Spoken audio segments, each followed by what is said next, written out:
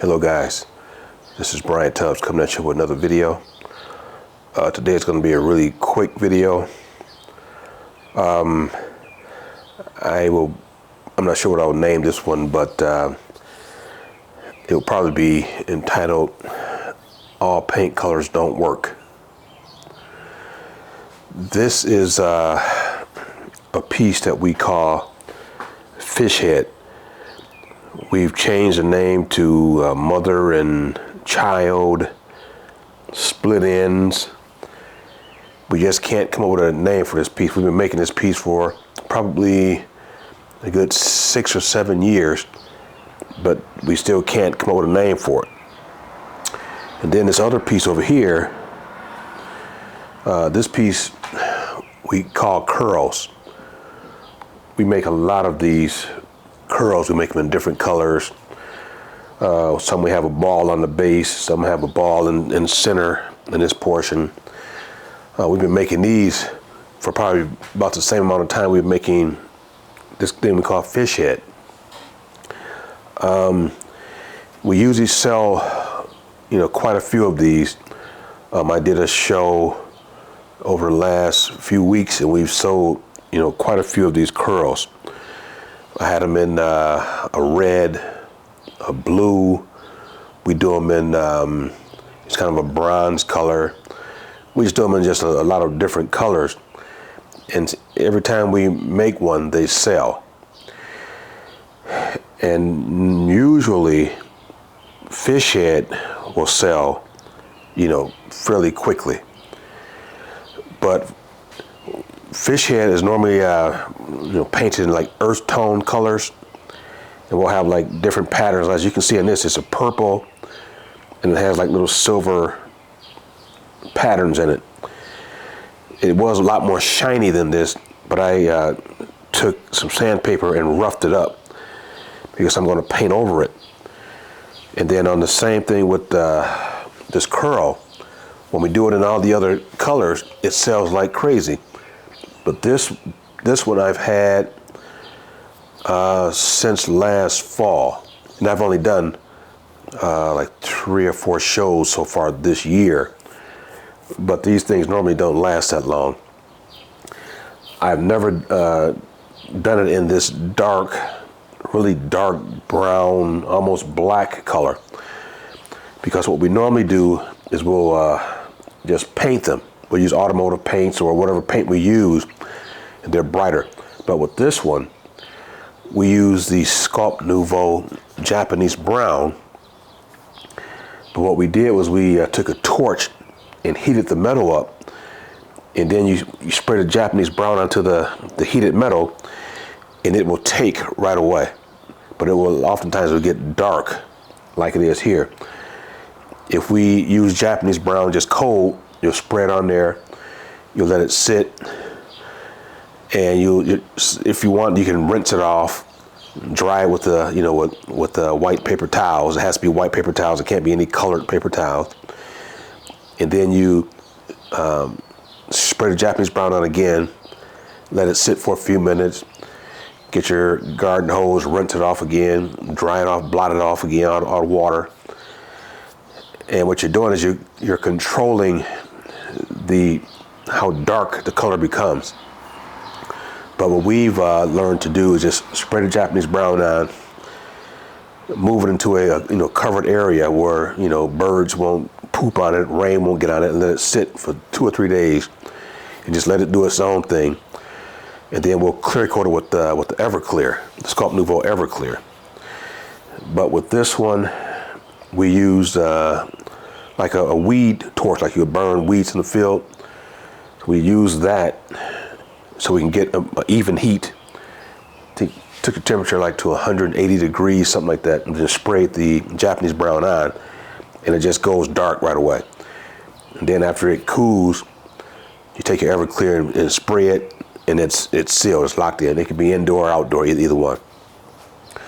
But for whatever reason, no one really liked that color on the curls nor on Fish Head. So I guess this video is really about, you really have to think about the colors you're going to use on your pieces. And another way to look at it is if you sell a certain type of piece and it sells, pretty often, you put a color on that you haven't used before, and it all of a sudden just kind of stops selling. It might be the color that you used, because in people's homes, they're looking for specific colors in a lot of cases. I sold a red one last week. That was the first time I've ever painted in red. But people came to the show and they were looking for a red piece to go into their home. They liked red, they had red accents or whatever in their home, so they wanted a red piece. So they bought that one in red. That was the first time I have done it in red. The first show I took it to, it sold right away. It was slightly different than this. Like, this sets up on it has a large pedestal here, or the base, has a smaller base here that flags sit up on. And as you can see, it has a stainless steel ball here. I just added this ball right before the last show, just to see if just adding something to it would, get people to focus on it and buy it. But even put my stainless steel ball on here didn't do the trick. So I figured it has to be this color. So what I'm gonna do is I've already sanded it down. I've took wax grease remover, cleaned it all up, blew it off with some air. So I'm gonna prime it with some etching primer, and then I'm gonna paint it. It's a kind of a dark red. I made another one, but it still has not been painted. I was going to paint that one red, but I said, no, I'll just take this one, paint it red, get this one sold, and then I'll do the next one. And with Fish Head, like I said, when it was like earth tones, it sells like crazy. But also, this is the first time I've used this kind of a triangular base. It's usually a round base that just sits on. So it could be the color, it could be the base, but I seriously doubt it's the base, because the base fits so well with the piece. The piece is flat on the back, but it comes to a point at the front. So it's more triangular. So this triangular base follows the piece. So I seriously doubt that it's the base. I think it's this color. It's difficult. People might like the piece, but it doesn't match anything in their home or business or wherever the piece is going to go.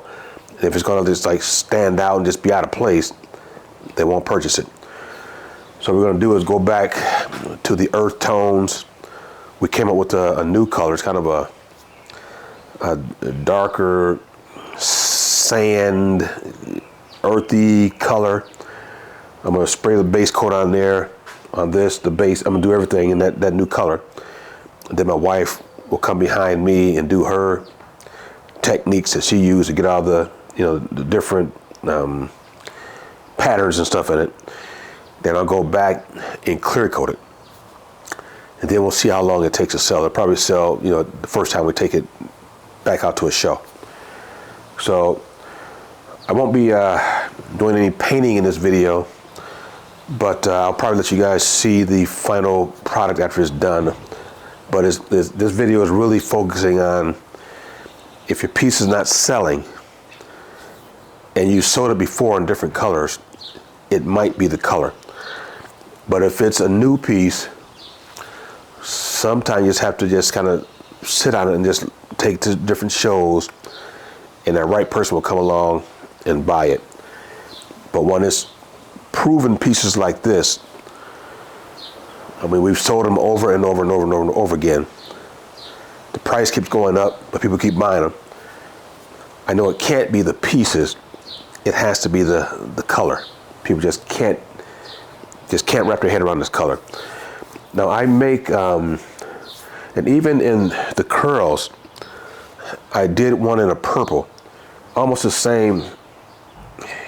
It's kind of I guess it'd be a plum, color, plum purplish. And that curl, Like I said, they sell all the time. But that curl, we held onto that thing for, gosh, it had to be a few months. We just kept taking it to shows.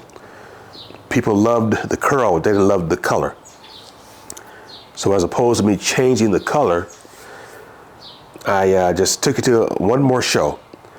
And some lady came up and she loved the purple. It matched her decor in her home, and she bought it. I was so happy when that thing left. So I've never gone back to purple for a curl. Now, I'll make another video. I'm making aluminum pieces now, and I do those pieces in purple, but it's a like a translucent color. You can see through the paint, and you can see the patterns on the aluminum. And I even do it with stainless steel when you can see through it. People buy those like crazy. But when it's just, I guess it'd be an opaque color, I guess you would call it, where you're just looking at the color, you can't see through it and see the designs behind it, people stay away. Like this past weekend, I sold a purple, we call it swirl. I'll show you guys a piece in the upcoming video, what that piece looks like. But we sold it purple, we sold it in green. I do them in all different colors, but they're, the transparent or translucent colors, you can see through them. And we sell them like, like crazy. I just started making those last fall. But people buy them, have, taken a liking to them so much that I have to keep making them. And so now for the first time, yesterday, I made 2 curls like this out of aluminum, and I'll be making a video showing you guys that aluminum pieces. But the only problem with aluminum is the base is light. I used, I think it was 316 aluminum material for the base, but it's so light. People want to put these things outside often. If a heavy wind blow, that thing might tip over.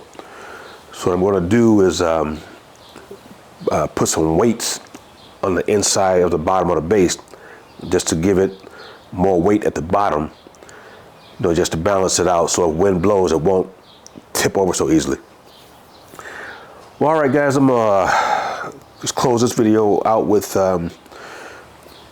when you're coming up with pieces, really think about the color. Don't just spray a color on there because you like it. Spray it on there asking yourself, will this go, well in people's homes? Because they're the one that's buying it, not you. And with this guy, it's going back to earth. It's more of a relic type piece. That's the way I look at it. It's like some found object. And it should be more earthy, not this purple. That's just my take on it anyway. All right, guys, that's going to do it for this one. And I hope to see you on the next one. I'm not exactly sure if I'll be working on the aluminum or what I'll be doing next, but I'll be doing something. But as usual, peace out.